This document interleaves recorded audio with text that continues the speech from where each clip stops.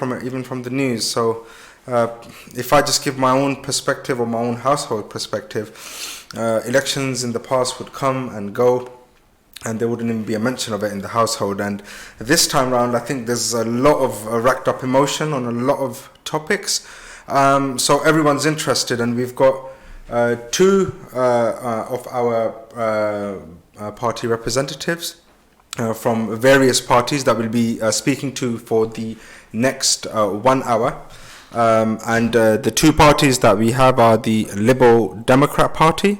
We've got Mr. Fox from the Liberal Democrat Party, and then this is, I don't know, I think the producers have been a bit unfair, or made it easy for me or unfair for me, and they've got the polar opposite in the Brexit Party, Ms. Cuthbert, if I've got that correct, from the Brexit Party. So we'll be speaking on various issues. The way I would like to format the program is that I'd like to start by giving each of our guests a minute or two to give their opening statements, and we'll do the same when we finish, when we do closing statements, when we finish at the end of the hour. We will take breaks, and we will focus on various issues. I know a lot of the issues is going to be, especially with the two parties that I've got, we're going to have a lot of discussion on Brexit, undoubtedly, so gear up. But I would like to start with the Brexit Party, so I'll hand over to yourself for your opening statements, please. Okay, thank you very much. Well, clearly this election is about Brexit, and I think even more than that, it's becoming really clear that Brexit is really about democracy. I mean, we're not talking about the Brexit of bankers or businesses. We're not even really talking about the technicalities of leaving the EU. What we're talking about here is the democratic accountability between the political representatives and the citizens of Britain. And I think it's the importance of that vote, which is the only tool that ordinary people have, people who don't normally have access to political or cultural power. Their vote is the only way by which they can make their opinions heard and listened to, and that's their source of the politician's authority. So if that vote is rejected, as the Lib Dems, to their credit, at least being very clear about it, wish to do, then I think that it's destroying the basis of trust and solidarity. Brilliant. Very short, concise, and a lot of on your part. So I'd like to hand it over to the Liberal Democrats with your opening statements before we start this discussion. Over to yourself, sir. Hi, sure. I'm Michael Fox. I'm standing for the Liberal Democrats in East Ham. Now, the Liberal Democrat slogan at this election is to stop Brexit and build a brighter future. We say stop Brexit because our policy is to revoke Article 50, so cancel Brexit on day one if we form a government, but also that we still support the people's vote option to have a second referendum to decide whether we still want to leave or remain, in the case of all others, which is becoming increasingly likely that we won't have a majority government, I think, in this election. We think that since 2016, the Conservative government has wasted the country's time endlessly debating with itself, pandering to the furthest extreme right branch of its party, instead of working to deliver a Brexit that will work for the country. We think it's time to end the chaos, which is causing economic damage to the country and ripping this country apart with hate crimes on the rise. Now, we want to invest the money we would save on cancelling this chaos in building a brighter future. So the Liberal Democrats will be investing in fighting climate change, in boosting funding to our school, in recruiting new police officers, all as part of our comprehensive plan to build a brighter future. Fantastic. Thank you very much. Inevitably, the debate is going to go towards Brexit, but I'd like to start with a question which is very, very relevant to the politics that we see, in the politics that we're living through in today's day and age. Do you, as party candidates, think it's important for your leader not to be a liar? Or maybe saying liar is being a bit too extreme, but for them to be very, very economical with the truth. And it seems like the world that we live in, whether that's Donald Trump or it's other leaders, strong leaders in the world, getting away with the lies and just telling out outright lies is seen as the norm now, which is very, very regrettable. But I'd like to start on that point before we actually touch towards Brexit. Over to yourself. Okay, thank you. Well, I think you can see generally there's been a kind of degradation of the quality of political debate and discussion all round. I think to an extent you could say, I mean, I don't think it's anything new that politicians sometimes lie. I think that's been, I think there's maybe it's more it's magnified now, yeah. I think that sits on top of a deeper problem, which is one of a real disconnect between the citizens and the class that represents them. And I think that's made worse by the response of the political class, which is rather than to openly come forward and try and address the problems as they see them, they hide behind a whole kind of system of technocratic governance and jargon, of which the EU is a supreme example, which is why we are so determined that we have to leave it, in order to bring that relationship more closer together again between the people and its government.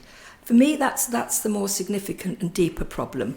Obviously, no one likes a liar. You would all like our leaders to be scrupulously honest. But it would be a bit silly to think that this is just a totally new problem of the last year or so. Politicians have lied in the past, but people know that. It's that the question is how accountable we can make them to us and our opinions.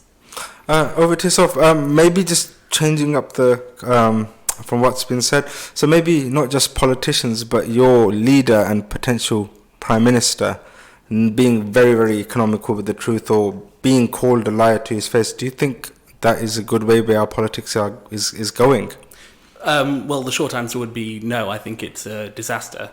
Now, political lying, as we may have experienced it in the past, is normally an issue of over-promising and under-delivering. But we are dealing with a completely different scale of lying. I can understand why the Brexit Party wouldn't want to be too quick to condemn lying, considering the lies that were told during the referendum campaign. For example, the first shot. The first shot should always be free, so that's the first shot. The £350 million going to the EU that could be spent on the NHS a week was a whopping lie, which had a massive impact on that campaign. But as has been said, the Liberal Democrats have been very clear from day one that we are a pro-European party. We've never tried to hide that. We believe that Britain is strongest within the European Union. I don't think that anybody's criticised Joe Swinson of being dishonest. Okay, well, I think I'll have to respond to that. I mean, I think obviously the Liberal Democrats found out the cost of lying in the 2015 elections after they'd promised not to raise student fees and consequently went and raised them from £3,200 to £9,000. So perhaps the Liberal Democrats might be a bit circumspect about that. As I said, sometimes you can't... But coming back to the point that was made, there were promises or dreams sold to people at the time of the referendum. Everyone remembers the bus with X amount that will be saved on a monthly basis. So... Yes, even Nigel Farage and people within your party have been quite economical with the truth. I'll address that point. I mean, of course, the bus made huge headlines, but what was given much less coverage in the press was that, economic truths or lies, if you like, and spending and all the rest of it took place on both sides. Okay, the Remain camp was also been found guilty of malpractice regarding finances. I think really that all of that is really a distraction and a way of delegitimising the popular opinion, because it's not like people voted. If you look at the Lord Ashcroft polls immediately after the referendum, people didn't vote to leave the EU for the NHS. They voted. The main reason across all parties was national sovereignty. And the main reason across all the for the Remain vote across all parties was fear of economic crisis. And I think this whole kind of fearful scenario and sort of trashing and trying to morally delegitimise a perfectly legitimate political opinion is what all this has been about, really. Okay, just moving on to the Lib Dems. Do you not think it's unfair when your leader comes out and she says that she wants to just revoke Article 50. If she was first and foremost, she obviously said that she's running for prime minister, which was quite funny, because let's be honest, I don't think you'll get the number of votes for her to become leader elect. But 17.4 million people voted to leave this country, and for you to, I'm not saying it as a supporter or anything like that, but for you to just come out with a blanket policy that we're just going to revoke Article 50 and we're going to the opinions of 17.4 million people is just going to be put to one side. Do you think that's fair? We're about to go into a general election, which is a fundamentally democratic exercise. Now, if the Liberal Democrats were to win that general election, we would have a whopping mandate. To think that a Liberal majority government could be formed would be a huge backing of our position from where we're coming from after the 2017 election. This is not an undemocratic policy. Our membership decided that this was the best thing to do, that it was clear, and we accept that it's an uphill challenge with a rigged voting system for the Liberal Democrats to form a majority government, and that's why we retain our position in favour of the people's vote, another democratic exercise. The fact is that we had a vote, and for 3 years the country has been preoccupied entirely by trying to deliver the result of that. But the main advocates of Brexit couldn't decide on what they wanted and have failed to deliver it. We're saying that it's time to put a stop to that and ask the people to back our position of revoking Article 50. It's very, when you say it like that, it's very fair, but not that I'm a supporter of the Tories or anything, but the reason that they couldn't put it through Parliament was because of the constant bickering and stoppages that were put to them, whether it's from the Liberal Democrats or the Labour Party. So that's a bit unfair. I'm sorry, but the Theresa May's Conservative Party had a majority in Parliament. Brexit was foiled by the Brexiters because they couldn't decide how extreme they wanted to be. We were talking about a Brexit that was far harder, far further to the right than anything that was discussed during the referendum campaign. Now, for the Brexit Party, apparently no deal is the only acceptable kind of Brexit, which was never mentioned once during the referendum campaign. Okay, Nigel Farage's flip-flop there from saying that we're going to leave on the 31st of October and anything's going to happen to then in the last minute saying that this deal's not good enough. And well, Boris said that, but I mean, I think most people can see the illogicality and the. I mean, you're talking about lies earlier, but to say you're going to hold a people's vote when we've already had one that was very, clearly a majority mandate. You might not like the answer, but it was a majority mandate. And then to say you're flagrantly going to reject that is, I think most people can see that for the anti-democratic. I'm sorry, but since when were general elections anti-democratic? No, we're not talking about the general election. We're talking about the Liberal Democrats' main policy to reject at an election. Brexit. I think you can see that is clearly anti-democratic. Regarding why Brexit hasn't happened, I mean, I think it's become really clear over the 3 years the extent to which the political class, allied with the cultural and the media class, have really come together to do their utmost. They've resorted to the law, increasing use of the law to override parliamentary, the democratic decision. And I think that, combined with obviously things that have been going on within the government and the EU itself, are the things that have really thwarted it. It's not, this language of extreme and right, that's just kind of low life delegitimization. There's nothing right or extreme about voting to have a more democratic way of governing ourselves. But there are far right elements within your party. Would you accept that? No. Within the Brexit Party? Yeah. No. Okay. No, we would you like to respond to that? Well, I think it's... Because a lot of the times that I've heard Liberal Democrat MPs as well, or elect candidates have made that accusation that there's a element of far right, whether that's they've accused it within the Tory party or the Brexit party or people in the middle. I'm not here to sit and make accusations and name names or try and pick out specific people who I think are far-right extremists. What I think is perfectly fair to say, though, is that Brexit has been driven in large part by the desires of the far right. Now, we saw that You mentioned the Ashcroft polling earlier. The Ashcroft polling showed that a third of people said that the main reason that they voted for Brexit was to reduce immigration. Before the referendum, we saw Nigel Farage standing in front of his very Nazi-like Breaking Point poster. We saw Conservative ministers and MPs saying lies on national television about the fact that Turkey was about to join the European Union and that Britain would be swamped with millions of people from Turkey. This was a lie, and it was racist, and it was designed to fuel fear in the British population. Well, I mean, it clearly didn't work, if that's what it was meant to do, because actually most social attitudes polling show that people have actually become increasingly tolerant of immigration since the referendum. But hate crime has gone up in the last 2 years. Yes, it has. Well, you also have to, that has to be taken into account on the definitions of hate crime. If you remember directly after the referendum, the papers were full of these stories of the shop, I think, in South London that was meant to have been targeted by far-right Brexiteers. As it turned out, it wasn't at all. It was no, but you have to accept that whether it's anti-Semitism or Islamophobia, it's on the rise. I think everyone will be in agreement with that. Well, I think the point is that I think it's very, very indicative that the Liberal Democrats and the Labour Party immediately conflate people's questioning of immigration numbers with being racist or being far right. It just shows how out of touch they are, because if you actually talk to people and ask, and they may well say that they're concerned about immigration, but if you just hang around a little bit longer, talk to them a little bit longer, you realise that their concern about immigration doesn't mean they necessarily want to stop it.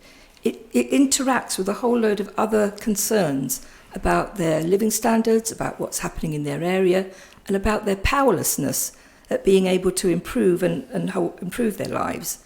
You know, it's much more complicated. It's that very simplistic, you question immigration, boof, you must be a racist, you must be a hard right.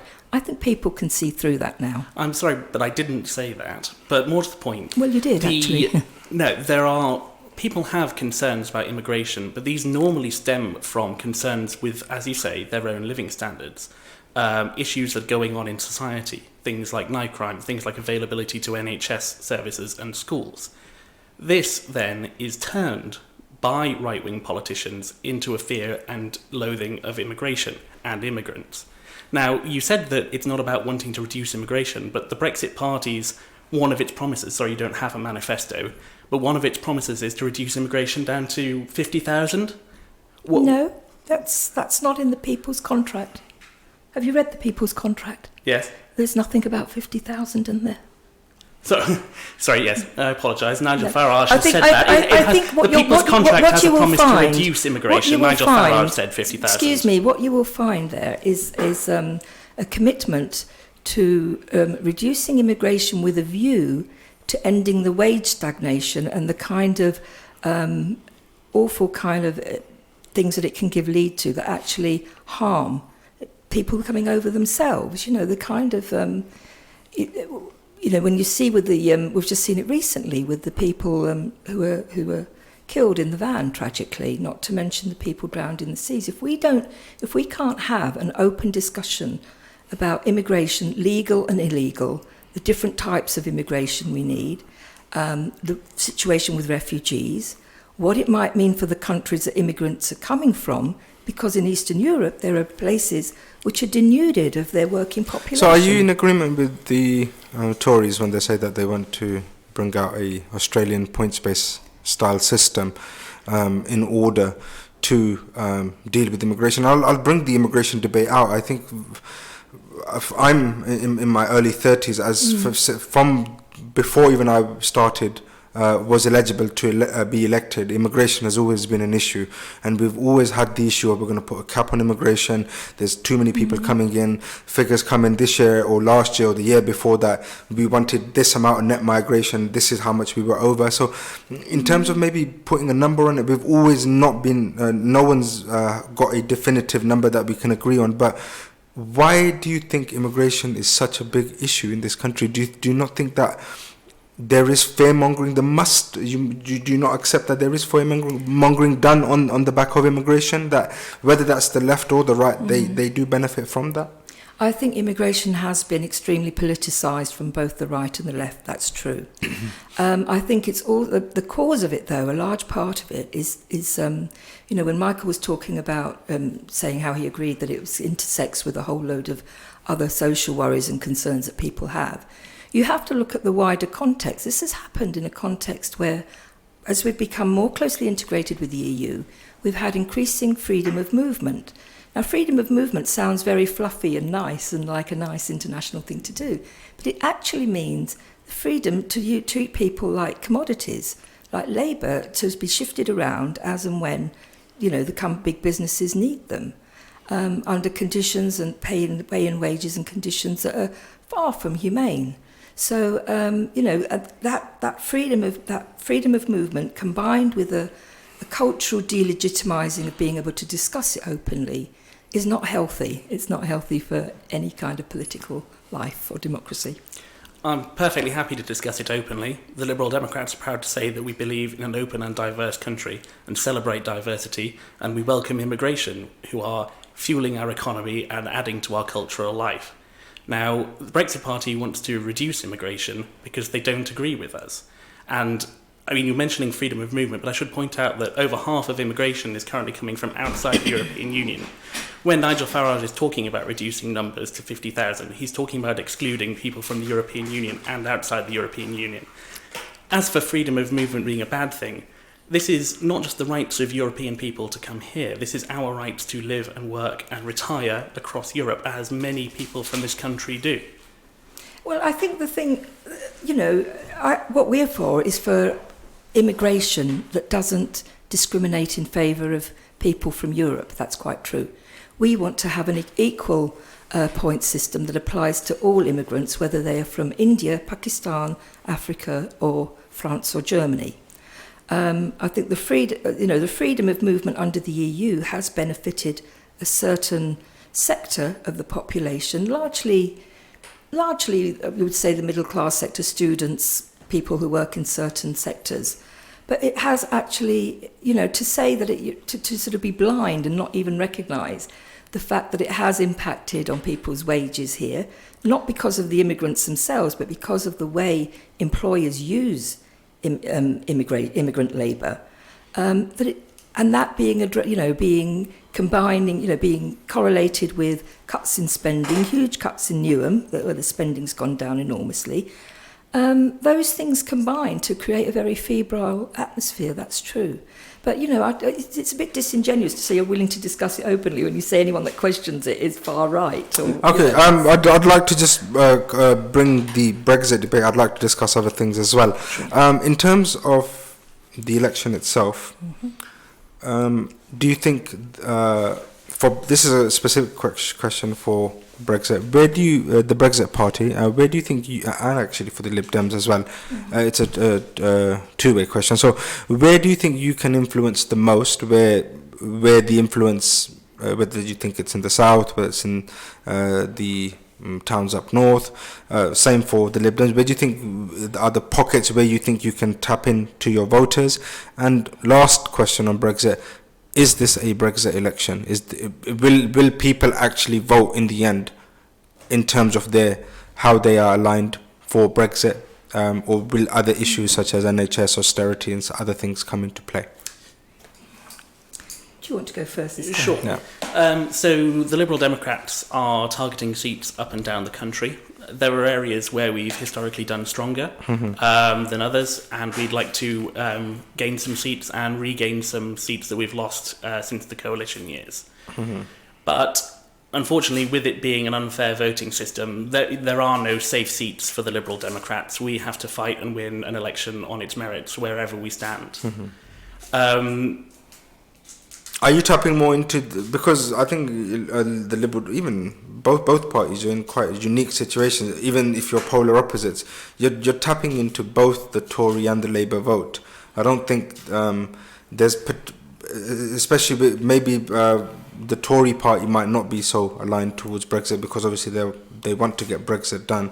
But with the Lib Dem party, you'll have the Labour voters that maybe are more Remain that might want to come towards yourselves, and you've got the Remainer Tory voters as well. So it's, do you particularly see which out of the big two you'll affect more, whether it's the Tories or the Labour Party? Sorry, I didn't mean to interrupt. We have been attracting people from both Labour and the Conservatives. Brexit isn't the only issue. It's a very important issue for a lot of people.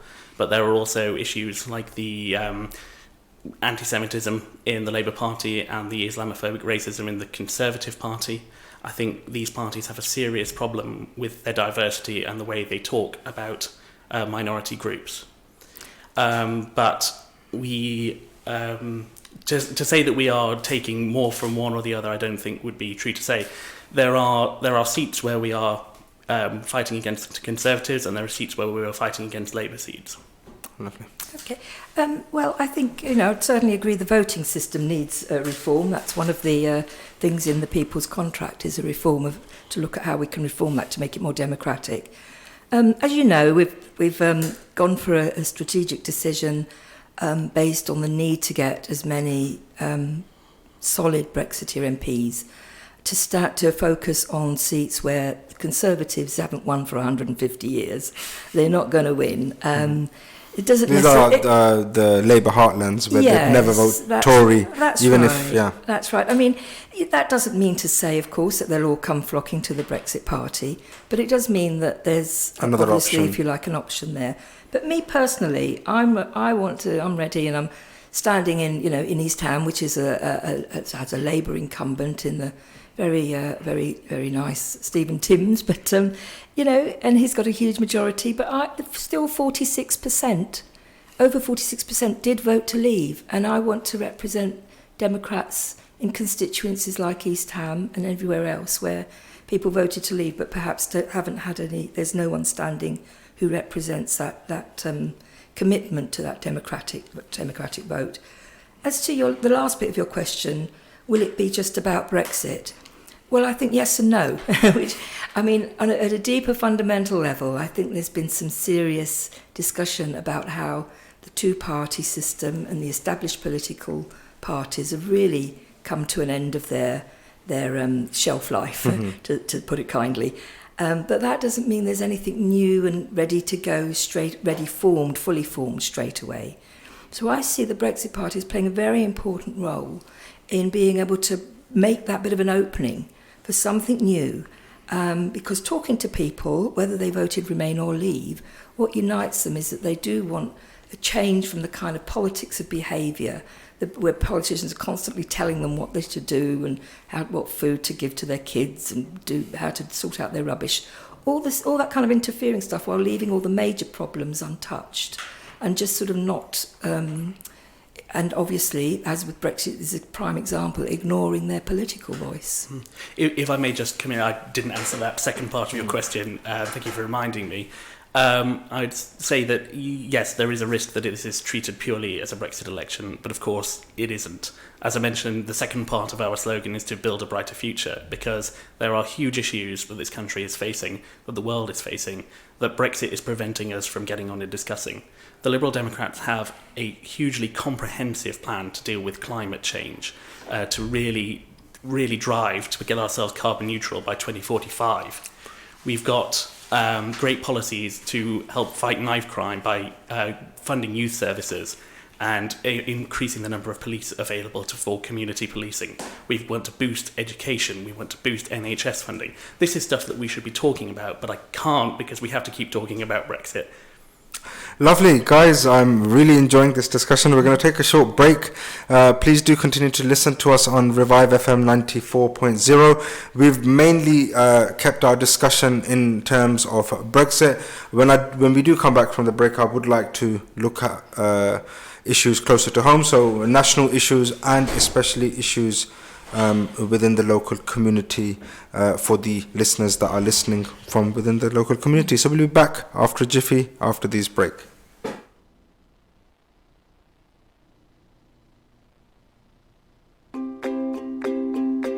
MR Accountants provide a full range of accountancy and taxation services, including annual and management accounts, self-assessment, tax returns, VAT, bookkeeping and payroll services to all different types of businesses. With our in-house chartered accountants, you can be guaranteed to save money. Contact us now on 0203 432 9138. When it comes to business law, you need to go to expert barristers. Tahir Ashraf heads our award-winning barristers for business immigration, business contracts, partnership disputes, lease and property disputes, bankruptcy and intellectual property matters. Call us on 0207 406 1455. That's 0207 406 1455. Or visit us at 5 Chancery Lane, London. Be wise, get expert advice. Have you heard of the new dessert place opening in Ilford, East London? All my friends are talking about it. No way, what's so special about it? I heard they'll be doing East London's very first nitrogen ice cream desserts and will have hundreds of flavours to choose from. They'll even do the new trending Dragon Breath. I'm so excited. That sounds nitro-licious. I just can't wait. Yeah, you can follow them on Facebook and Instagram to stay updated with their opening schedule. That's Nitro Treats. With over 40 years experience in the industry, Plastic Carpets is the place to go for all of your carpets, laminates, linos and wood flooring. We have an established network of suppliers, which means we can offer some of the best prices in town. We offer free estimates and now even free fitting. Call us now on 0208 472 8568 or visit us at 157 to 159 Plashet Road, Upton Park, London E13 0QZ. Revive FM 94.0 on the radio, on your mobile and online. We'll see how it goes. Good afternoon. We are back. Drive time 94.0. The people that are listening in, if you would like to, unfortunately we don't have the lines open today, so it's just for you guys to listen and to take in all the information from all the parties and their manifestos and how they see things going forward. But if you would like to get involved, you can text us on 07878 940 940. I'll repeat that, it's 07878 940 940. We are currently live on Facebook Live. I'm saying hi to you, and our two candidates are live as well. So if there's any messages on there, I'll get my producer to get those messages forwarded to us as well. So if there's any questions that you have, either for the Brexit Party or the Liberal Democrats, feel free to get those messages to us, and we'll get them forwarded to the candidates. Moving on, we spoke before the break. We were mainly talking about Brexit, which is no surprise. Liberal Democrats are on completely one side, and the Brexit Party on the polar opposite side. What I wanted to do for the next 15-20 minutes was to speak about national and issues within close vicinity to where we live, and obviously in the Newham area. So what I wanted to start off with is something that's very, very close to my heart.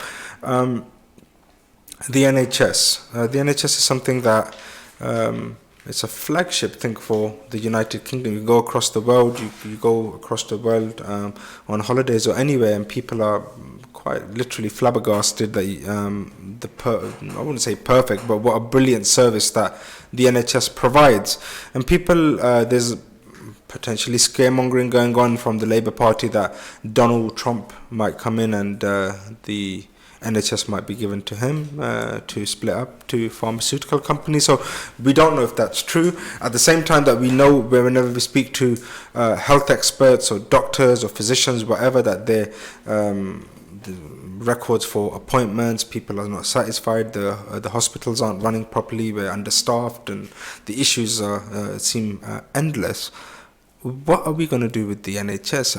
Are we going towards privatization, or are we going to keep this mother institution as it is? I think a lot of people, especially in the elder community that I've spoken to, you listen to the radio as well, they're very, very worried that what's going to happen 5, 10, 15 years down the line if they get ill. Are they just going to be you hear horror stories, people released from hospital who sent back to their flat, they've got dementia and they're just left there for days on end. There's a genuine fear of people that what's going to happen to our NHS. Could you give a bit of clarity in terms of your parties, what you see, and hopefully where we don't go towards, if we start with the Liberal Democrats? Sure. So I am personally, and the Liberal Democrats are completely committed to the NHS and a health service that is free at the point of use for everyone in the country. I don't immediately go back to Brexit, but unfortunately I have to. Brexit does represent a serious threat to the NHS for two main reasons, one of which is that the NHS is entirely dependent on staff from other countries, particularly from the European Union. Now, we have 20,000 nurses who work in the NHS from other European countries, but we've lost 5,000 of those nurses over the last 2 years, which is shocking. The NHS cannot function without those excellent, amazing staff that come here to help, and Brexit does pose a risk. Now, as you mentioned, there is also what's going to happen after we leave the European Union, if we do, and what kind of trade relationship we have. Now, do I think that the NHS is going to be smashed up like the Labour Party says overnight? No, but I think there are significant risks in dealing with a much more powerful trading partner like America is. The American economy is heavily controlled by pharmaceutical interests. Now, we know that conversations have already happened inside Downing Street about how drugs are bought and sold by the NHS. That will drive costs up massively if the NHS loses its ability to negotiate drug prices. In America, they can't negotiate drug prices, it's illegal. And we know that the drug lobby in America will want the same thing for us. Leaving the European Union is going to leave us at the mercy of the American capitalists. And that's going to be a disaster for the NHS. Now, what the Liberal Democrats would much rather be doing is increasing funding in our NHS, recruiting more doctors, recruiting more nurses, improving our waiting time targets, and bringing mental health services up to parity with physical health. Okay, well, I'd like to, at the Brexit Party, we're committed to keeping the National Health Service publicly owned and free at the point of use. I think there are... You're quite right about the kind of symbolic role and value the NHS has. But I do think we need to really have, again, a very open and honest look, because at the same time, I don't know if you read the article by Aditya Chakrabarti in The Guardian today. It's clear that the experience of the NHS as a marvellous thing is not universal. There are a lot of people whose experience, particularly not the doctors who are the more highly paid end, but patients at the lower paid end whose experiences are very, very varied and far from pleasant. You look at the Shrewsbury and Telford hospital cases. Now, this is not to cast aspersions on any individuals. The Telford hospital that Boris Johnson funnily turned up at straight after it happened, I believe. This is about the leak on the report on the malpractice for decades that's led to 42 deaths of babies. Yeah. So it's been going on for decades. And I mean the social care homes that have been under the remit of the NHS. Now, I think we have to have a close look. What is happening there? What situation is allowing professionals to work with people who are very vulnerable and act in quite callous ways? Are they evil people? I don't think so. There may be some of it, but that's not the main problem. The main problem is a whole system of, there's money, obviously, and we are going to put more money into training, setting up courses for nurses and midwives without degree level entry, which is off-putting for a lot of people, and it's not actually needed when you look at the work that they do. Setting up other courses in social care, because we know a lot more about social care now. We need to look at what are the structures of accountability and monitoring that have been imposed that create a very tick box culture. That means people feel they've done fulfilled their responsibility if they've just done their little bit of the task. They've put the plate on the table, tick, done. But then whether that food is eaten, who knows? That goes unnoticed. Things like that, these kinds of deeper problems do need to be looked at and addressed as well, and we've got a brilliant opportunity to do that, really.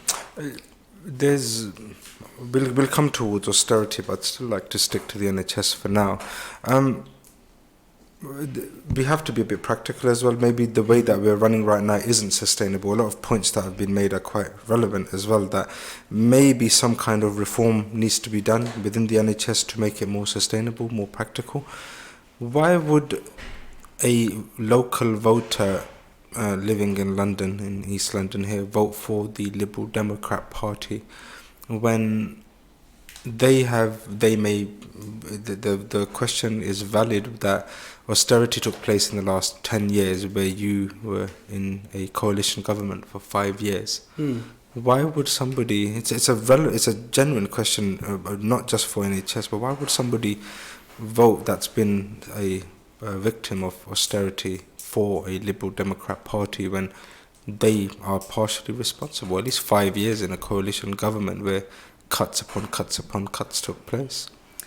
Well, I think the important thing to remember, well, there are several important things to remember about the coalition years. But, in 2010, we were the junior party in a coalition, and we felt at the time that we needed to form a government. Now, we know what it's like to have a minority government. We've had an absolutely chaotic and dysfunctional government for the last couple of years, and we didn't want that coming out of the financial crisis. Now, in doing that, I acknowledge that some decisions were taken that we regret, that cuts were made to services that we wouldn't have wanted them to be in an ideal world. And what we want to do at this election is to correct some of those, reverse some of those, and improve spending in areas. We understand the difficulties that have been caused by austerity in some areas. But in fairness, I'd also like to acknowledge that we did moderate the influence, we use our influence on the Conservative Party to control what they wanted to cut. And also note that the coalition government delivered less austerity than the Labour Party was promising going into that election. So actually, things, because the Liberal Democrats were in that government, they were a lot better than they could have been. Now, we want to see where funding is needed now and deliver that funding. So we'll be looking at raising a penny on income tax across the board to fund the NHS, to give it that funding boost that it's needed. We'll also be looking to take money from what we're calling the Remain bonus by cancelling Brexit, so taking £50 billion that we're losing on pointless friction cost of leaving the European Union and investing that in public services. And that's a real plan. We've got a very detailed manifesto out, unlike the Brexit Party, and unlike the Conservative Party, I should say, who have a terrible manifesto that's delivering no change at all, considering that it's supposed to be a programme for a 5-year government. A similar question over to yourself. Okay. If you'd like to respond first. Yes, of course. Well, I mean, it's interesting you say you've got a detailed policy. The Liberal Democrats' target of reducing carbon emissions by 80% by 2050 is what I would like to know about is what impact is that going to have on jobs?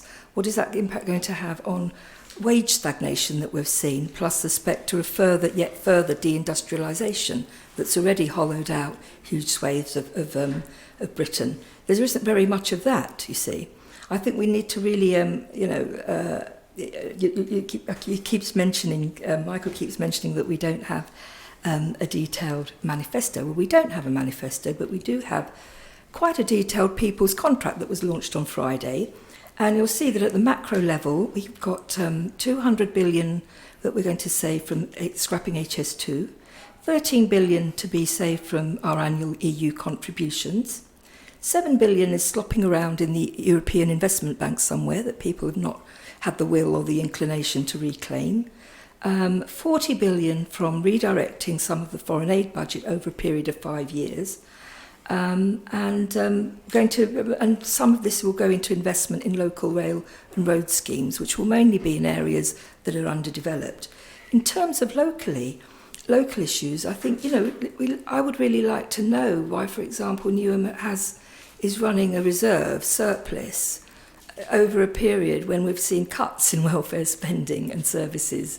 Why? There may be a good reason, but I don't know it. I don't think that's been put to people. Why do we have 1 in 25 people homeless in Newham? Amanda Dewberry, the chief executive of Caritas, the homeless charity, she points to this. There's been a chronic underfunding, underinvestment on homes and supported housing for decades now. Plus, Newham is also a low wage, a very prominent low wage area in London. The median net wage in 2014 was 15,704. The national median was 22,204. So there are huge discrepancies in wages and in houses. All this needs to be looked at, and money needs to be put in, but put in a very thought out way. So we don't just like shove money into new housing, but then forget to think about what parking arrangements are there. When you've got a young family, or if you've got a family member that's disabled, you need parking, not just for allocated spaces. Absolutely. In mixed housing. As the Brexit Party is, I would say, most aligned with the Tory Party, could you categorically state for the listeners of Newham and beyond that the Brexit Party, in no uncertain terms, would sell off the NHS? Or absolutely not. Absolutely not. No, it's good. It's something that maybe there's because we get a lot of false propaganda and stuff that people might be of the mindset that the NHS. No, if I could just clarify, we are very clear in the Brexit Party. We want to have a significant number of MPs on the benches in order to hold. We've agreed, tactically we've agreed to go into certain alliances, but we're very clear we're to hold them to account for their democratic promises. That is Brexit, and also, obviously, the NHS. It will not be sold off under our watch. Would you like to come in on the concerns from the Remain parties that say that if Brexit were to occur, there'd be delays in medicine and the movement of medicine, and hundreds and thousands of people, hundreds upon hundreds of thousands of people would be affected for that? What would be your response towards that? I mean, again, I think that there's, you really have to ignore that kind of project fear, because even quite a while ago, arrangements were being made. Companies and organisations, they're not stupid. They're not going to sit around and wait for chaos to happen on the day or whatever that it happens. Arrangements have been made. The main regulating body for medications already had over 90% of the medical trade in pharmaceuticals from Europe, between Europe and Britain, were in place.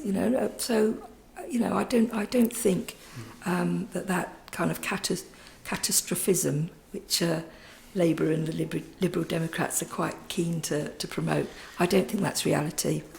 Well, unfortunately, reality disagrees with you. Now, so far this evening, we've been talking mainly about the long-term impacts that Brexit would have on the country. But yes, we cannot ignore that there would be a massive short-term or medium-term disruption to the UK. The UK economy is entirely dependent on just-in-time supply from and to the European Union. By immediately putting up a border in the English Channel and insisting that everything that goes through it is checked on both sides would cause massive disruption to the economy, and yes, to drug flows coming into the country, some of which have very short lifetimes, particularly radioisotopes for cancer treatment. Now, the Brexit Party have to say that they want a no-deal Brexit, they have to be willing for cancer patients to run the risk of not being able to get the treatment they need. That's just a fact. Now, if that's a risk they're willing to take, fine, that's on them. But the Liberal Democrats say that it's not worth it. There is no benefit of Brexit. Well, there aren't any to be talked about anyway. They've given up telling us what the benefits of Brexit are. But there's certainly nothing that is worth patients not getting the treatment they need. I'd like to move on because we're coming up to the last 5 minutes, and obviously we've got to get the closing statements as well.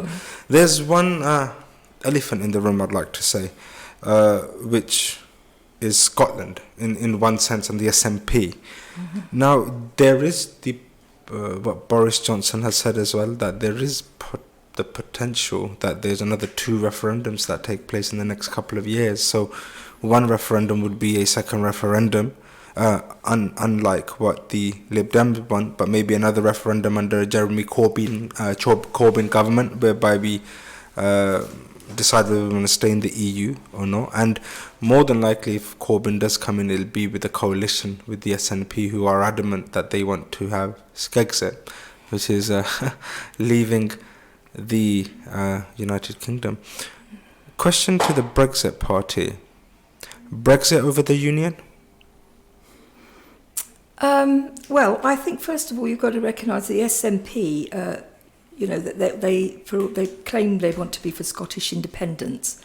What they're actually promoting is the opposite. What they actually were arguing for is for Scotland to remain within the supranational anti-democratic body that is the EU. I mean, it'll be up for whether or not they have a referendum in Scotland, despite the fact that they've already had one, and most people voted very firmly that they wanted to stay part of the Brexit party. I think that will be up for the people of Scotland to decide. But I think it's important to point out that the SNP is not arguing for independence. It is arguing for Scotland to remain tied to a hugely anti-democratic structure. Thank you. Well, of course, Brexit. The European Union is, of course, a cooperative agreement between 28 sovereign nations, which Scottish people overwhelmingly voted to stay part of. And we do have to acknowledge the risk that Brexit causes to our own union. Now, we wouldn't want to see another Scottish referendum in the coming years. Unlike the Brexit referendum, it was very clearly defined by the SNP what they wanted, and there was a very clear majority against Scotland leaving the UK. So we don't want to see that, but also we acknowledge that the people of Scotland have legitimate fears and concerns about what is happening to this country and about them being controlled against their will by the right wing of England. Brilliant, thank you. Nice, short, concise. Just before I was going to actually come in and say, yeah, you got 30 seconds. Brilliant. The hour's flown by. I've had a fantastic time. And I hope the listeners from Redbridge, from Newham, from Tower Hamlets, and as far as Wanstead and so forth that are listening, had the opportunity to listen to both the Brexit Party and the Liberal Democrat Party, and I hope some of the questions in their mind were answered. We move on to the closing statements as to why people should vote for you on the coming general elections, and I'd like to start with the Liberal Democrats, please. I think that this conversation will hopefully have showed your listeners that we have so much in this country to be talking about instead of Brexit. We want to stop the chaos, stop Brexit, and move on to dealing with things like the climate emergency, like the NHS, like our education, like our housing crisis, and like our violent crime scandal. Let's get these things dealt with by stopping Brexit and investing the money we save on helping build a brighter future. Fantastic, thank you. And over to the Brexit Party. I think if you think the majority vote to leave the EU and have the laws of our country that affect us be made in Britain by people who are accountable to us, and that vote was a magnificent thing. It's very rare in history that people get a chance to take an active part in it. We did that in 2016. It was very clear. There was no fudge. Do we want to be out of the EU, or do we want to be in it? Do we want our laws to be made by politicians accountable to us or to bureaucrats in Brussels and Strasbourg? Unlike the Liberal Democrats, we don't see it as a dirty little thing to be got over with quickly and then move on to the important things. All the important things, whether it's the NHS, education, medicines, whatever, none of that will mean anything if you don't have the fundamental trust of people, which is based on respecting the equality of their vote. Fantastic. I would like to personally thank the representatives from the Liberal Democrat Party and the Brexit Party for coming in and giving us their viewpoint. Listeners, we're not finished just yet. You've got to bear with me for another hour. We'll be back after the break and the news at the top of the hour, and we will have the representatives of the Labour Party and the Conservative Party, and we will do this all over again after the break. Revive FM 94.0. Keep listening. Thank you. Have you heard of the new dessert place opening in Ilford, East London? All my friends are talking about it. No way, what's so special about it? I heard they'll be doing East London's very first nitrogen ice cream desserts, and we'll have hundreds of flavours to choose from. They'll even do the new trending dragon breath. I'm so excited. That sounds nitro-licious. I just can't wait. Yeah, you can follow them on Facebook and Instagram to stay updated with their opening schedule. That's Nitro Treats. Am Umar accountants provide a full range of accountancy and taxation services, including annual and management accounts, self-assessment, tax returns, VAT, bookkeeping and payroll services to all different types of businesses. With our in-house chartered accountants, you can be guaranteed to save money. Contact us now on 0203 432 9138. When it comes to business law, you need to go to expert barristers. Tahir Ashraf heads our award-winning barristers for business immigration, business contracts, partnership disputes, lease and property disputes, bankruptcy and intellectual property matters.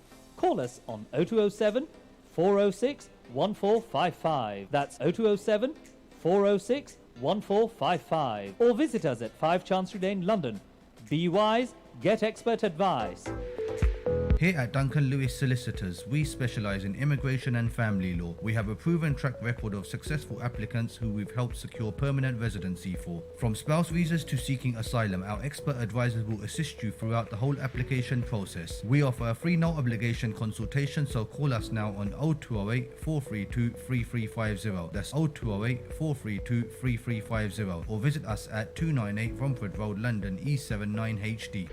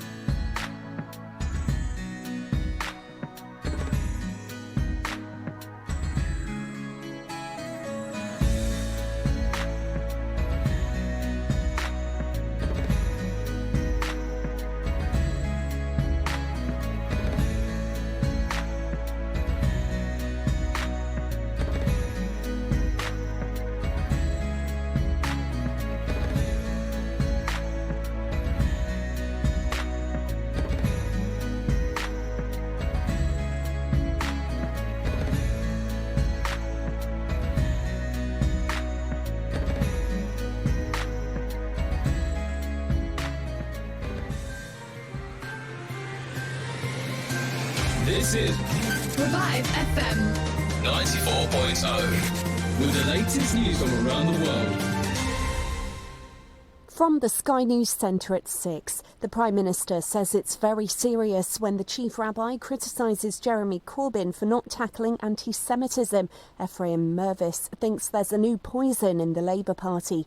But this afternoon, the leaders hit back, insisting the issue is vile and wrong. There is no place whatsoever for anti-Semitism in any shape or form or in any place whatsoever in modern Britain, and under a Labour government it will not be tolerated in any form whatsoever.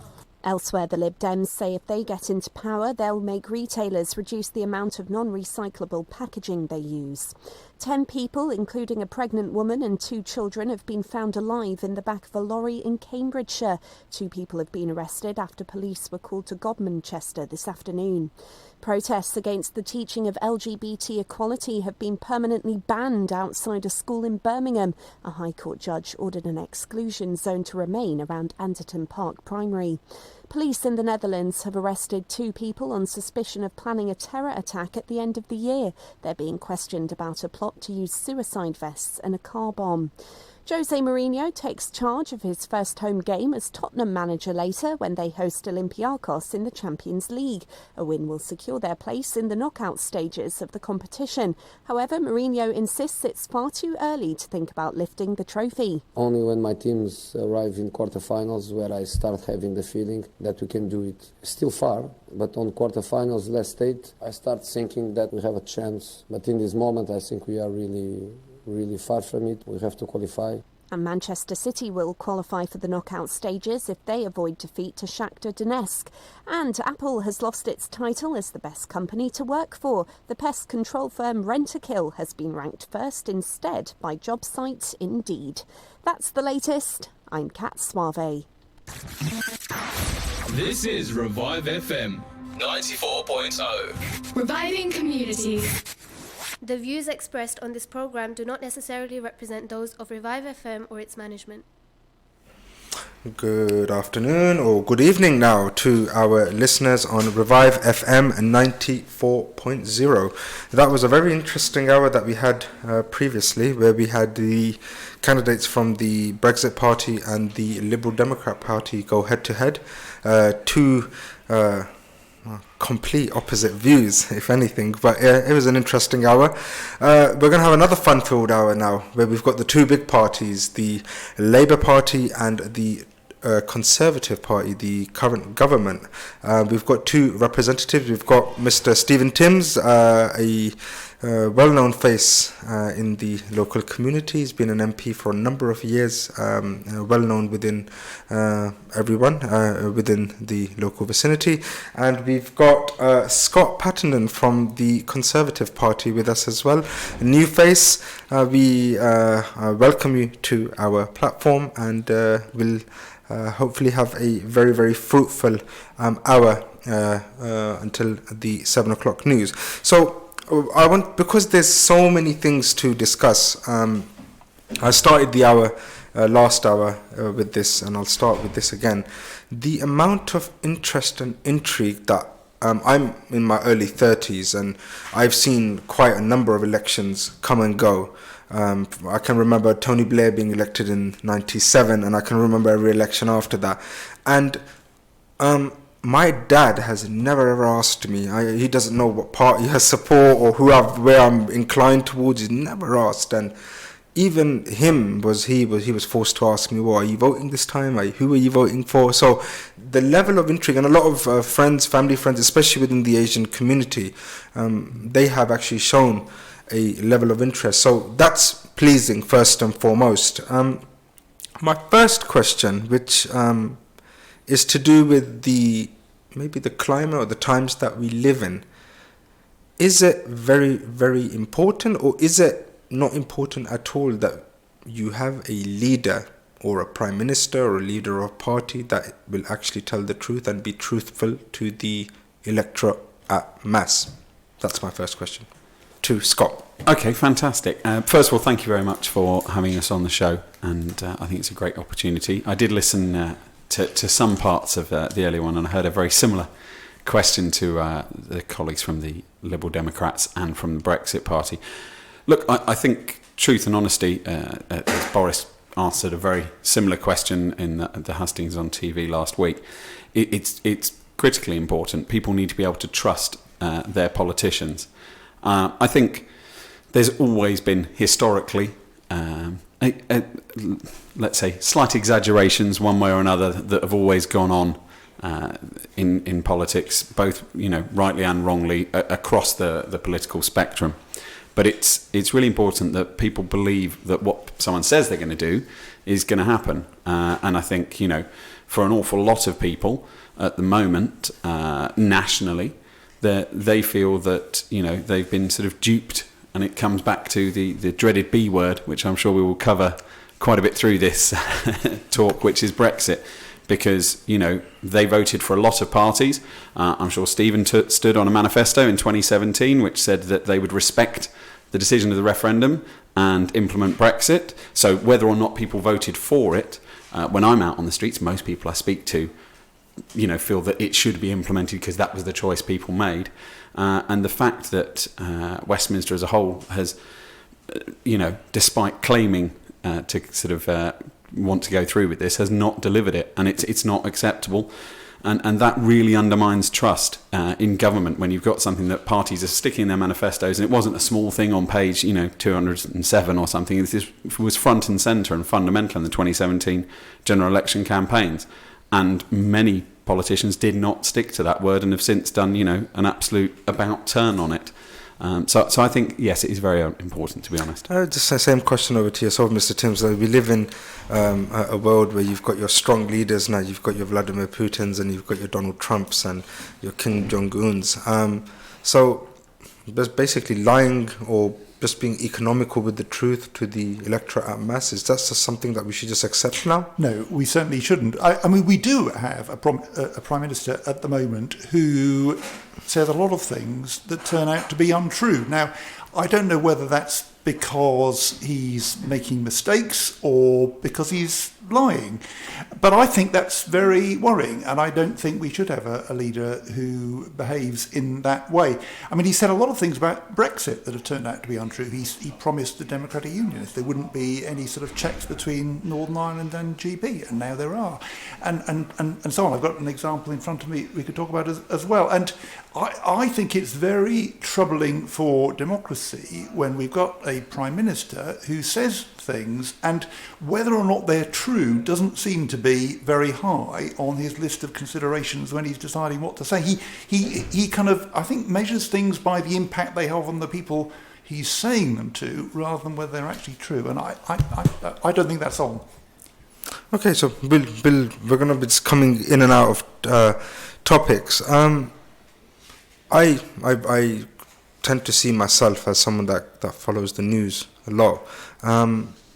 Sajid Javid, when there was the leaders debate to select the leaders who's going to put their name in the hat, and then it came last down to Jeremy Hunt and Boris Johnson. Yeah. If you remember, he made a comment in that debate where he said that we should have a investigation or an inquiry into Islamophobia. Has that materialised in the Conservative Party? No, that has not been addressed yet, but that is something that has been agreed that we will be looking into. Just so you can answer it together. Yeah. So you've obviously said that it's not been agreed to. So do you think it's fair then that you should beat the Labour with the anti-Semitism stick when you can't do I'm it? not saying it's not been agreed to. What I'm saying is it's not been done. It's not been done yet. I mean, the simple reason is that it's been about 120, 130 days since that leadership election. Okay, so do you think it's fair then? Sorry to come back to the question. So do you think it's fair to beat Labour with the anti-Semitism stick when the Tory party isn't actually addressing the Islamophobia issue within its own party? Yeah, absolutely, because I think that we're talking about two completely different levels of severity. First of all, I mean, any instance of Islamophobia, obviously, or in fact any form of racism or unacceptance within the Conservative Party, we would absolutely seek to root out and expel anybody who proposed those kind of views. What we're talking about is something that's been raised, needs to be looked into, and I don't want to share a platform and wouldn't want people in my party who hold those racist or bigoted views against any particular faith, race or creed. I'm very fortunate. I spend a lot of time able to work, particularly here in East Ham within our Conservative Association, with people from across the faith spectrum, with an awful lot of Muslim members, and I personally have never witnessed it. I know that doesn't mean it hasn't happened, but if I did, I would call it out, and I'd feel very comfortable that I would receive support all the way, to the chairman's office of our party. When we're talking about the Labour Party, what we're talking about is something that's been going on for years. We've had members of staff from the Labour Party calling it out, claiming that they were ignored. We've heard large members of the Jewish community. Just today, it's been raised, obviously, but by a leader of basically half of the sort of Jewish faith community within the United Kingdom. So we're talking on completely different scales. That's not to say that any form of it is acceptable, but it does need to be looked into. It's been raised. I know that the Prime Minister is very keen to move on and deal with that. And it's not that it's less important, but you do have to prioritise, and this has been something that's been raised relatively recently, whereas I would argue that in the Labour Party it's been ongoing and growing, this groundswell, and delivered directly at the leader's door, and there's been evidence presented of people very close to him and within his offices ignoring these complaints. I haven't seen any evidence like that being produced against the Conservative Party. Mr. Timms, we keep getting told that Mr. Corbyn is not an anti-Semite. He's you keep hearing the same words, that he's fought against all forms of apartheid and oppression. But But there can't be smoke without fire. There must be something there that it keeps rearing its ugly head again and again. And when it comes to the chief rabbi coming out and putting his concerns forward, even the response that Jeremy Corbyn gave today it wasn't very inspiring. He could have said, "Come sit with me, let's have a discussion." But I think what Jeremy Corbyn is accused of is whenever the anti-Semitism question comes up, he just blankets it and says all forms of racism is incorrect. Is that the right way to be going forward? Well, actually, I was with Jeremy at the launch of the Labour Party Race and Faith Manifesto today, and Jeremy said exactly what you suggested he should say, which was to the Chief Rabbi, let's talk about this. That was precisely what he said, and I agree that is the right approach to take. We should talk about these problems when they arise. Islamophobia in the Tory party, nothing has been done at all. You're right, it was raised by Sajid Javid in the leadership contest. Boris Johnson immediately said yes, he'd do it. He's become Prime Minister. He's not done anything. There's no sign of any priority for it, or indeed if it ever happening under his leadership. He's not said anything at all about it in the leadership campaign. I mean, it's an example of Boris Johnson saying what seems to be good on the moment, but he doesn't follow through. And if you ask Saeeda Varsi, is there a serious problem with Islamophobia in the Tory party? She is the Tory cabinet minister. She is absolutely clear there is a very serious problem and it needs to be addressed, and nothing at all is being done. On anti-Semitism, there is a problem. There has been a problem in the Labour Party with anti-Semitism, and what's happened is that people who've condemned what's been done by the government of Israel, particularly in relation to Palestine, have on occasions slipped across the line from perfectly valid and fair criticism of the policies of the government of Israel into anti-Semitism. And that is bad. And I completely agree with what Jeremy said today in condemning every form of anti-Semitism. There's anti-Semitism in the Tory party as well, by the way. That's become clear in the last week or two as well. Nothing Can I just come in as just a general voter, and the two big parties sat in front of me? Why is there not a vetting process?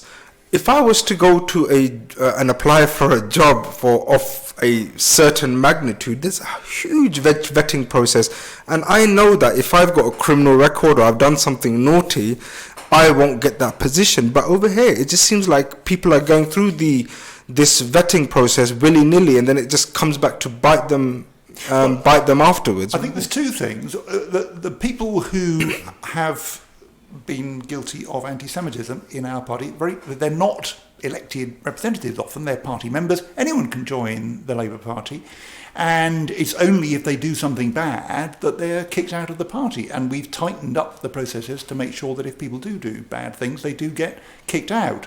But anyone can join, and you only discover perhaps after they're members if there's a problem. There have been issues about elected representatives. For example, we've kicked out one or two people who would have been candidates to this election had that not happened to them. And once it became clear there was a problem, action was taken. I think we have needed to tighten the procedures up, and as Jeremy said today, we have tightened them up. I welcome that. There may well be more that we need to do. But, one of the things I think for all of us as political parties, we don't want to send people away. We want to bring people in. We want as many people as possible to be involved with us, supporting us, giving their ideas and their actions. So you don't want to put up too many hurdles before people come and get involved. On the reference of bringing people in, Scott, so if, admittedly he wasn't the Prime Minister at the time, but if Boris Johnson can come out and say stuff like Muslim women look like letterboxes, would that not, on what you're saying, bringing people in, so is that not giving a platform to these people that are racist, that if my Prime Minister or my opposition leader or whoever the leader is can be so bold and brass and say it or write it down, then why should I not be able to tweet something that's Islamophobic or anti-Semitic? Do you not think that gives them the rise to do something like that? I think the Prime Minister has been quite clear that he has apologised for the use of phrase. I mean, it is... there's more than one phrase, to be fair. I don't want to obviously say it but the reference to black people, to gay people as well. So it's across the board. It's not just maybe for one community. I think we have, obviously when you have a leader of a party, or currently the the Prime Minister, who's got a journalistic background, and let's make no mistakes, a successful very good writer. There's no denying there. Yeah, a journalistic background, but he certainly was a writer of a certain type, which is to be an attention-grabbing. It was often leader pieces in a Sunday paper, and he's very well known, and in his former editorial career as well as a journalist, for a very colourful turn of phrase. And I think sometimes he's strayed over that line, and there are certainly phrases I wouldn't feel comfortable using, and I don't believe that we would see him using those phrases now. Now, I do agree with you that there is a danger that when phrases like that, like the expression about the letterboxes, come out, that it starts to normalise, extreme language, and that's on all sides of the argument. And I don't want to see that, because I feel we've got so much more that unites us in this country than divides us. And personally, I think it's critically important that, irrelevant of the political parties involved, and you've had 2 representatives earlier and you've got 2 here now, that we seek to move forwards and sort of unite as a community. I mean, one of the things I enjoy most of being in the Conservative Party is that I've travelled all over the country. I've seen members from everywhere, and the archetypal perhaps a Tory boy image or what people are imagining is not what I've found. I've found people from all levels of society. I've found people from all different backgrounds and from all different communities. And to be perfectly honest, I've seen them active in most of the others. I think what's really important is that in the past, and I think you addressed it in your first point, a lot of our communities haven't been engaged directly with politics. There has been certainly a tradition within certain sort of immigrant communities that they always vote for one particular party, and it was almost sort of not questioned. And I mean, from a political perspective, that's certainly been true of the British Pakistani community has hereditary or historically sort of voted Labour, and it was almost not questioned, and there was certainly that was the case previously actually with the Jewish community. In fact, Maureen Lipman did a very funny video this week sending up the fact that was sort of standard almost from birth. And I think it's healthy for political debate across the spectrum that people question. So irrelevant of what your background is, you question why you're voting a certain way and ask the questions of people. And I think this engagement, so there have been a lot of negative spoken about politics in the last 3 to 5 years.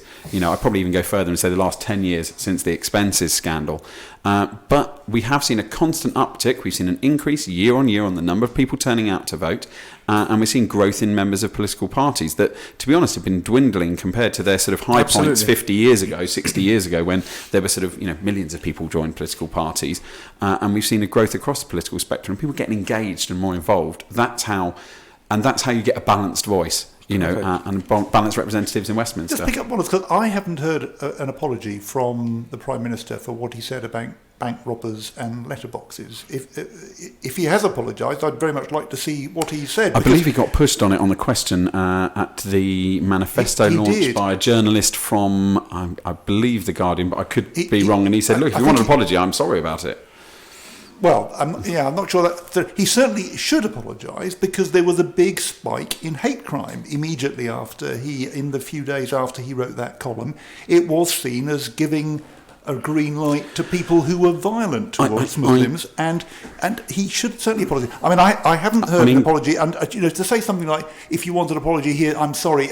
I mean, we need something a bit more convincing, I think, and sincere from him. I think the reality is he just says and writes what seems good at the time, irrespective of the effect that it has, that very damaging and negative effect that it frequently has. I'm not sure I agree with the causation argument of one article by Boris Johnson leads to an instant spike in hate crimes. That is what happened. That's correlation. We're not proving that we're saying that those people. I mean, I doubt that hate crime committers are generally Daily Telegraph or Sunday Telegraph readers. But you will accept that the hate crime has gone up since the referendum. The hate crime's gone up exponentially. But there was a spike after that particular column that Boris Johnson. The headlines were full of him. It wasn't only people reading the Telegraph, and it gave the green light for some very nasty and I agree, things. because I think some of the reporting around it was very responsible that reported the one line around it rather than the full article, which was, I agree with defending the rights of people to wear whatever they want.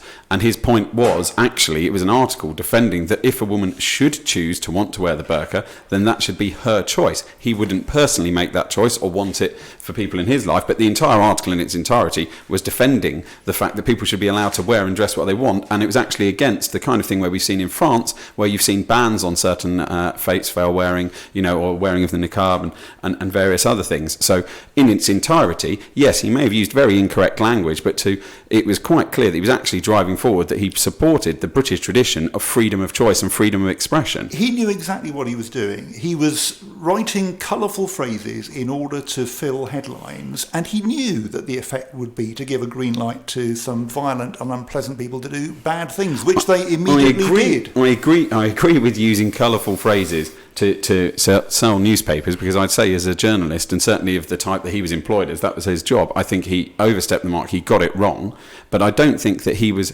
purposefully writing it to give the green light to extremism and But he knew that would racial be the abuse. effect, and he did it anyway. All right, guys. Thank you. I don't think we'll have to agree to disagree on here. Just before we go to the break, I want to get this in, because I'm going to ask the question to both parties. I'll start with Mr. Timms, and it's probably a two-way question.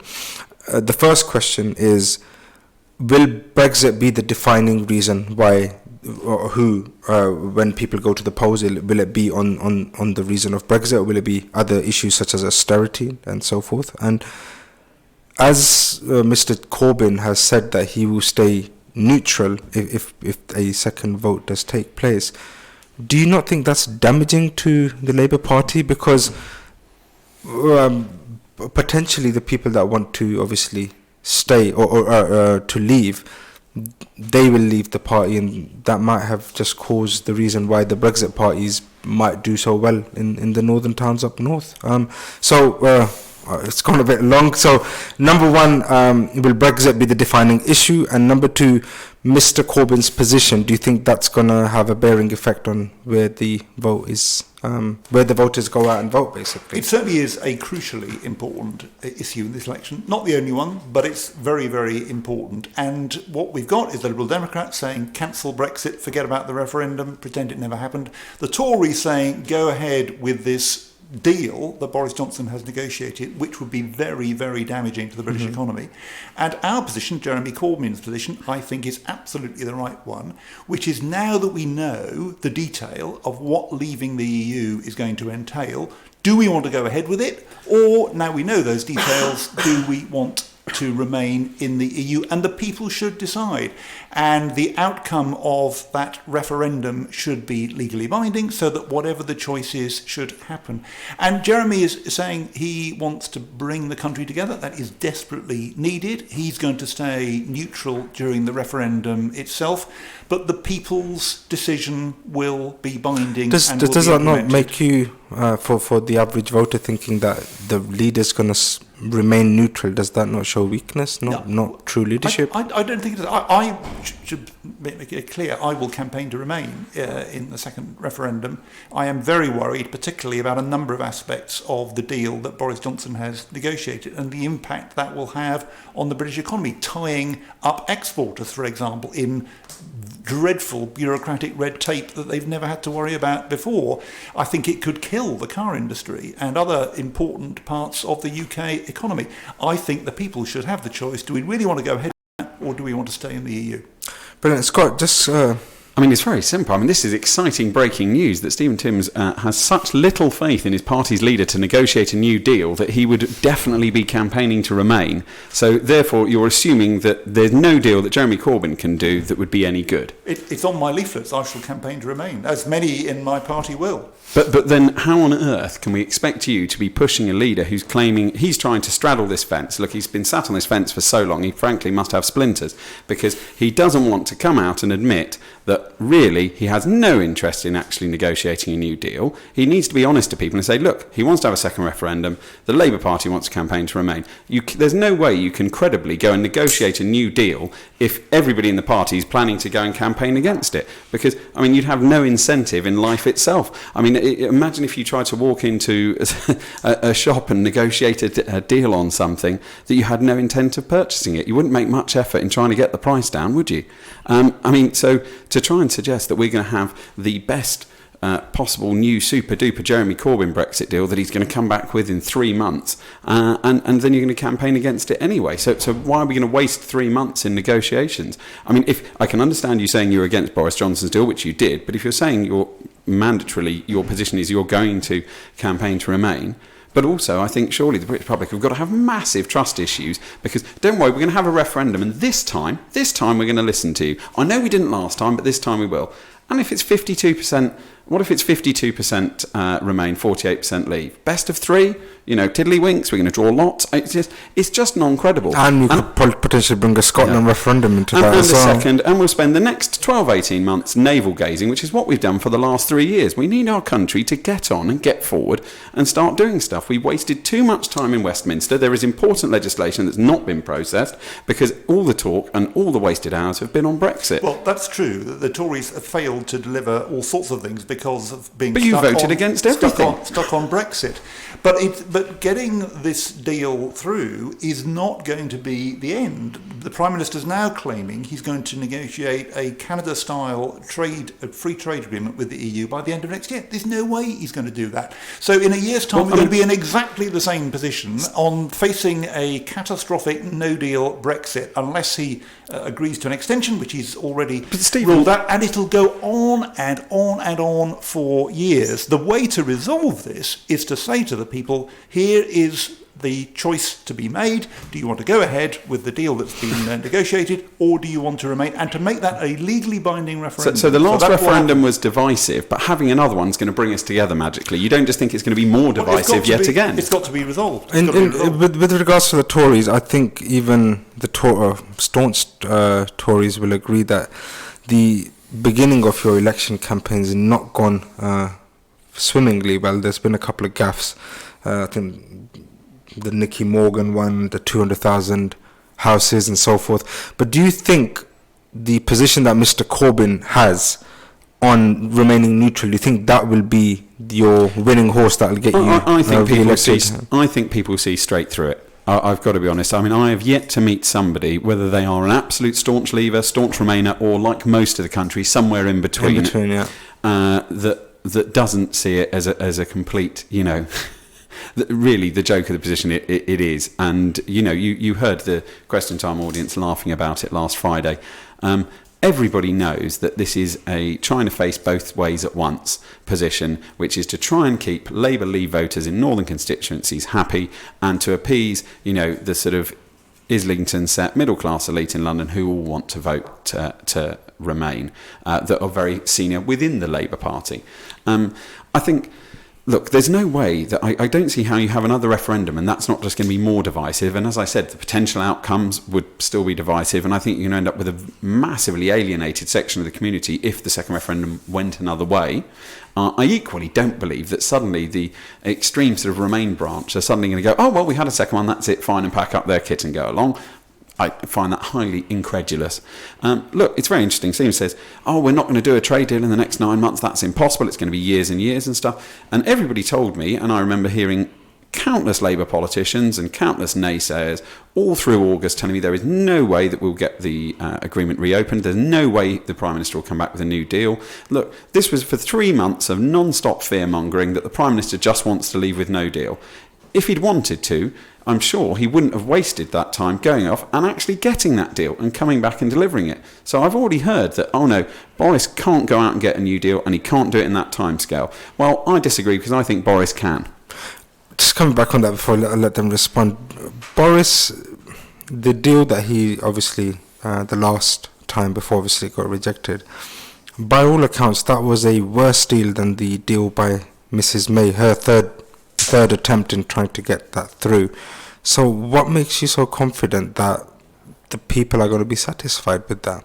Well, look, I mean, this is the great thing about having a general election now. People have that choice. If they want to have Boris Johnson's deal, it's quite clear, it's out there, it's published, everyone can go and read it, you know, there's no unknowns with that, and they want to see that delivered before January 31st, then they vote Conservative, and they will have that Brexit deal with a Conservative majority government done, dusted by January 31st, get Brexit done.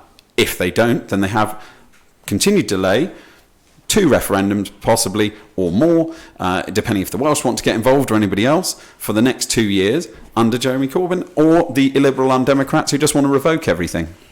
We're going to be going on a break for 30 seconds. Let me just make a rather simple point. Scott said there are no unknowns. The Prime Minister doesn't know what's in his deal. I asked him in Parliament if he understood why exporters were so worried about the rules of origin checks that his deal would require. Unlike Theresa May's, she didn't have them, his deal does. He said he wasn't worried about it because there won't be any rules of origin. Paragraph 22 of the political declaration that he negotiated, that I got in front of me, refers to restrictions across all sectors with appropriate and modern accompanying rules of origin. The Prime Minister himself doesn't seem to realise that rules of origin checks are in there. That is the bureaucracy that is going to do massive damage to British exporters. And to say that there aren't any unknowns, the Prime Minister deliberately avoided scrutiny of this deal by calling instead a general election.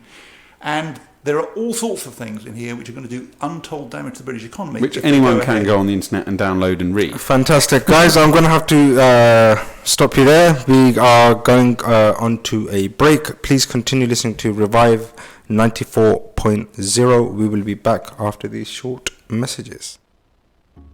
Amigos, the signature name when it comes to burgers and shakes. Our succulent burgers are prepared in front of you while you wait.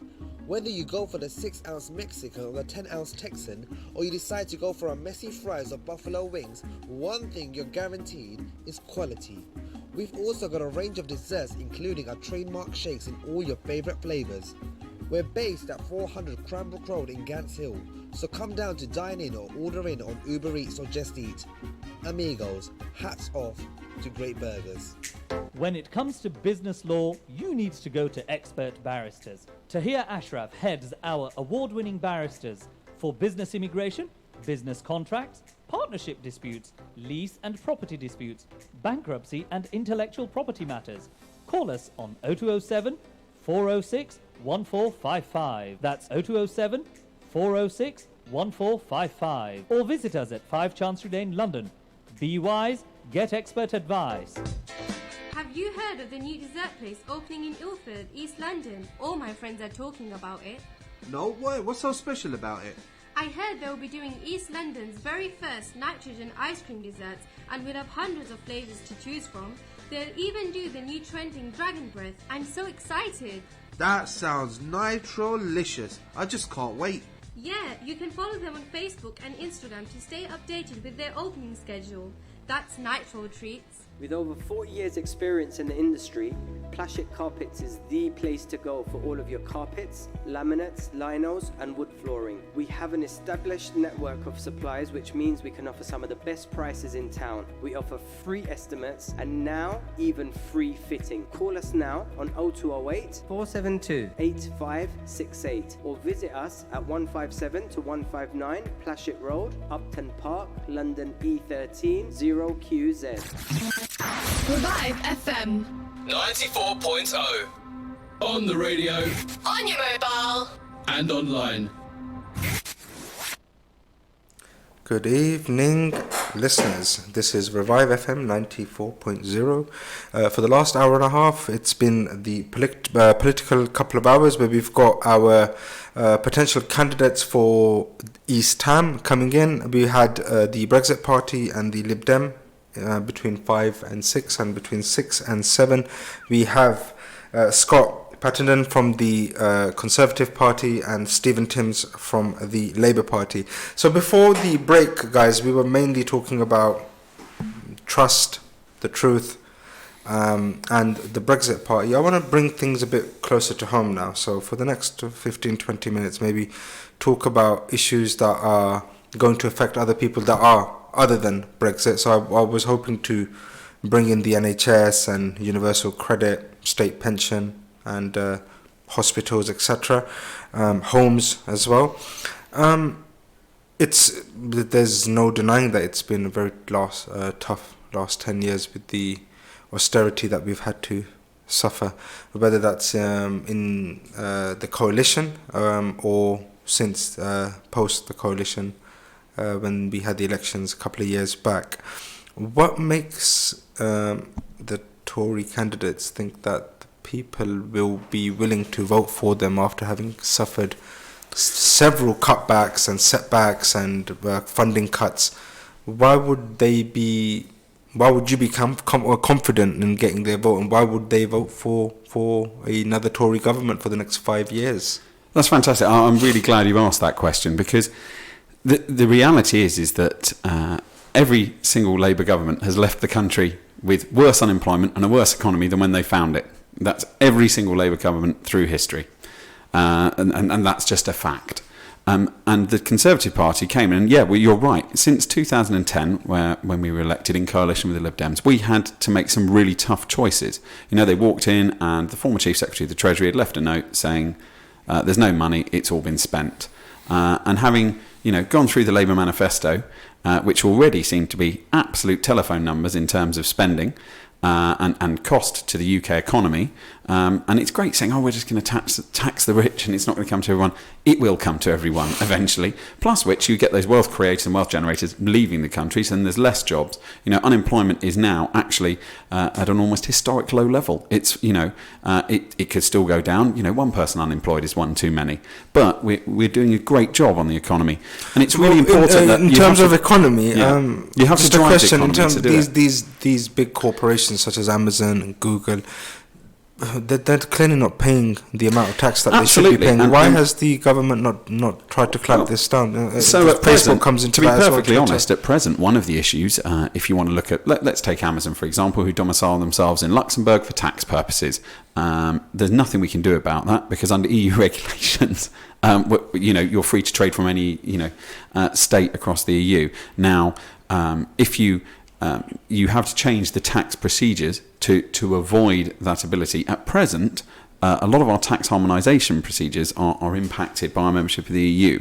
So once we left, we would be able to do that. If you look at other companies, there are lots of different models of methods of charging them, and they are being looked at. And some of the aggressive tax avoidance measures that some of the large companies have taken will be challenged and will be pushed back on. We need to make sure we've got enough money coming into the country but part of that is also having reasonable and sensible corporation tax rates. An awful lot of UK companies moved to Ireland over the last 20 years for their corporate headquarters because there were tax rate benefits for them in doing that. We'll have more control over that, and we'll also be able to be, if people want to be based outside of the UK with their own free and fair trade policy, we'll be able to decide whether we want to put tariffs on those things, and they can be on services as much as on other things. But we will obviously, let's be realistic, we will have to balance those with agreements for access for our companies that are making profits and gaining services in those territories too. But if we don't have a strong economy, sorry to get back to your first question, we cannot move forward and fund these things. If you break the economy, the country ends up bankrupt. You haven't got the money to front these things. Now, we have had years of austerity. What we're saying is, look, the economy is in much better shape now. It's looking that it's going in the right direction, so we can loosen the purse strings. We're talking about additional funding to the NHS. We're talking about 50,000 more nurses in total. You don't want to start with the 50,000 and Nikki. Was it Nikki Morgan? Is it really 50,000? Is it 39,000? No, so it's quite simple. So it's quite simple. The 50,000. There was some confusion over it because I think people were looking at the 50,000 number, and someone said 50,000 new nurses. Now, obviously, as part of a recruitment process, it's easier and better and more cost effective that you will still be having people coming in to retain for longer the people you've already got there, and encouraging them and hoping that they don't leave. They've got skills, they've got experience, we want to keep more of those in. But when you look at the raw numbers, I think you're going from about 280,000 today to 330,000 nurses overall. That's still an increase of 50,000, but I think there was some confusion around it being 50,000 new nurses, and in fact it's about 20,000 new nurses, 30,000 retentions. Thank you. Mr. Timms, So someone that's suffered from austerity for the last 10 years, and he's fed up of the Tory cuts and all the issues that have happened nationally and locally, and that directly affect them. And then Mr. Corbyn comes and he gives brilliant ideas of, nationalisation and getting rid of universal credit and, building 100,000 new homes every year. Where is this money going to come from, first and foremost? And number two, that is a very pertinent point, that every time the government has left, the Labour government, it's just saddled debt for the next government to come and clear up your mess. Well, you're right, I think, to raise the question of Tory cuts and Lib Dem cuts. Let's not forget the Lib Dems were part of it in the first years of the coalition. And you've, at the beginning, raised the health service and universal credit. Those are both big issues, I think, in this campaign. But so is housing, and you've raised that as well. And I particularly want to flag that up because the commitment in our manifesto is 100,000 new council houses per year. Houses, yes. We've hardly built any council houses in the last few years. To start building in a serious way again, as we have done in the past, that's what we need, plus 50,000 housing association per year as well. And Sajid Javid has made the point, at the moment we can borrow at low rates of interest, and that provides us with an opportunity to invest which hasn't been taken before. We made that point in 2017, the government chose not to do it then. They're now saying, all right, they're going to do some of it. So are we. And we desperately need to invest in housing. I'm meeting more and more families where the health of young children is being very badly affected by dreadful housing conditions because they cannot afford... Where's the money going to come from, Mr. Timms? Borrowing. In the case of investment in housing, it'll come from investing, taking advantage of, Sajid Javid has said, the Chancellor of the Exchequer, the current low interest rates. We are also going to spend more on the day-to-day running costs of the health service and other public services, and those will come from two sources primarily, all set out in our fully costed manifesto, which we haven't yet seen from the Tory party, largely from income tax rises for people earning over £80,000 a year, plus increasing the rate of corporation tax back up to what it was in 2010. Can we take an issue, on the fully costed manifesto? I mean, it's taken 4 days for the whole thing to fall apart. No, it hasn't. I mean, on Thursday you came out with the fully costed manifesto. On Sunday morning you decided to spend 58 billion on refunding every affected WASPy woman. And whilst, look, there are some people there who suffer deprivation that definitely need to be addressed, refunding everyone, including very wealthy multimillionaire women who probably weren't massively bothered by retiring early, seems somewhat ludicrous.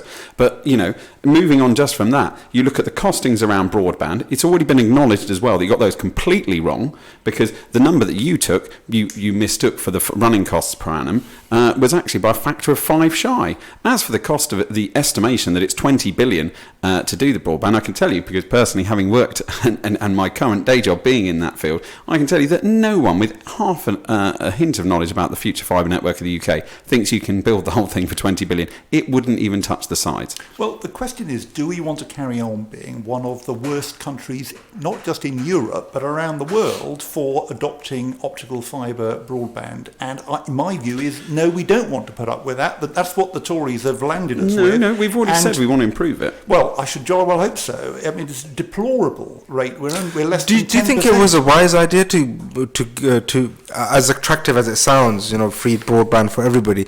There's a lot more pressing issues of healthcare, NHS, homelessness, poverty. Do you not think it would have been better to maybe give a caveat of something more interesting along those lines? Innovative and creative businesses like ReviveFM will thrive with a good optical fibre broadband infrastructure. I think the economy is going to get a very big boost from that, and I think that was right to prioritise it. The Tory policy has failed.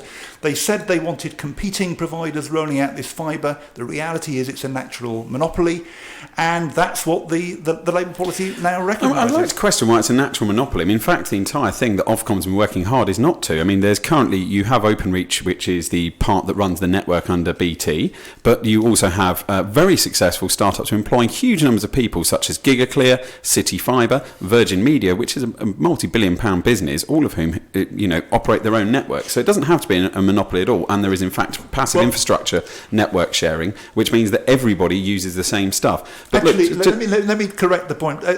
We had the government, the Tory government, the coalition government, set up Broadband UK and funded broadband infrastructure through that. Yep.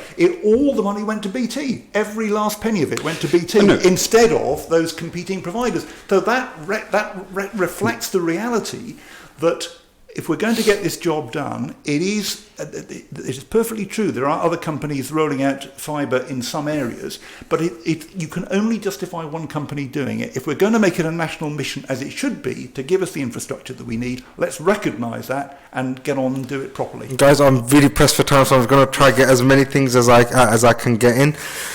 Boris Johnson made a promise of 40 new hospitals in the next 10 years. I don't know if that's still the official line, with it coming down to maybe some people saying that it's just potentially 8 hospitals that are going to be refurbished. A lot of people are fearful that the NHS is going to be sold, especially if we leave the European Union. We're going to be at the mercy of Donald Trump and the pharmaceutical companies. I think what are your thoughts on that? In terms of NHS, the importance of NHS, obviously everyone acknowledges the importance of NHS. Can the Tories categorically state that they will not sell the NHS off to pharmaceutical companies and Donald Trump and more? 100%. Look, it's been very clear, and in fact, the Prime Minister was clear at his at a meeting they held in France when he came out on the steps and said, absolutely, look, the NHS is off the table when it comes to trade talks with the US. There's acknowledgement that there has been discussions in Downing Street with regards to this. No, absolutely none. The President, off the cuff, as he's, I'm not going to start trying to apologise or justify Donald Trump, because I think I could be here for quite a long time, and I'm not that brave a man, to be perfectly honest. He came out with an off-the-cuff comment, which I think, to be perfectly honest, was probably stemmed more from a lack of knowledge or understanding than anything else. Since then, Donald Trump has clarified it, the Prime Minister has clarified it. There is no political party. Let's just ignore the fact that we're the Conservative Party at the moment, okay? The NHS is an absolute, family favourite from every voter across the country.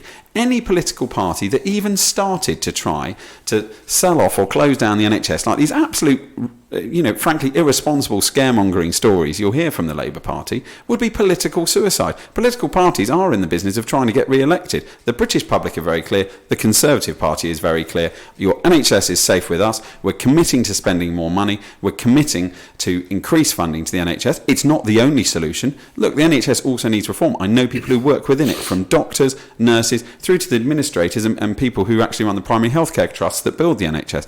The NHS is by no means perfect. It needs improvement, but it does also need more money. But we are realistically going to have to look at that long term in the best way of how we deliver the best services to people. But I can cast iron guarantee you, and the Prime Minister has absolutely guaranteed, we will not be selling the NHS. We will not be offering it to the lowest bidder or suddenly offering outrageous deals to US drugs firms as part of a trade negotiation.